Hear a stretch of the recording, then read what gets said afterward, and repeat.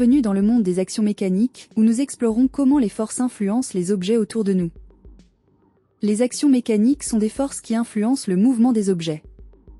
Par exemple, lorsque vous donnez un coup de pied dans un ballon, vous exercez une action mécanique. Le pied est l'acteur, et le ballon est le récepteur de l'action. Une action mécanique peut avoir deux types d'effets.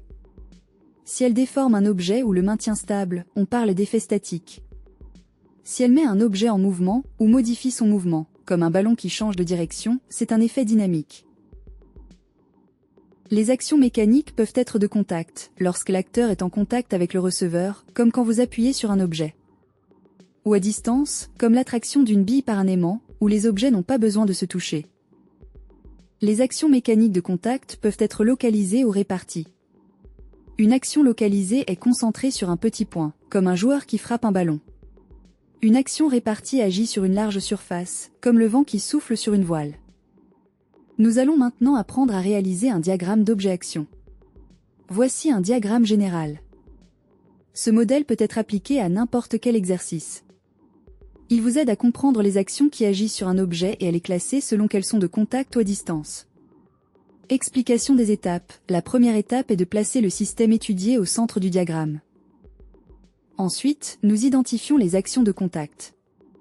Une action est dite localisée si elle touche un petit point du système, ou répartie si elle agit sur une large surface. Enfin, nous vérifions s'il y a une action à distance.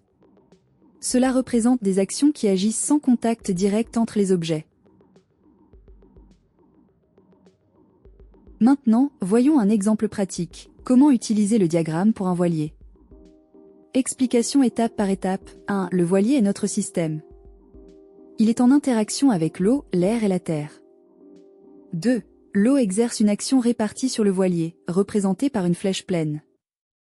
3. L'air exerce une action de contact sur le voilier, représentée également par une flèche pleine.